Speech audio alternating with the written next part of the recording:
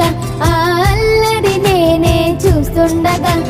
కన్నులతో నేను చిన్నోడిలా కలగలిసిన ఎగసిన బిగిసిన కథ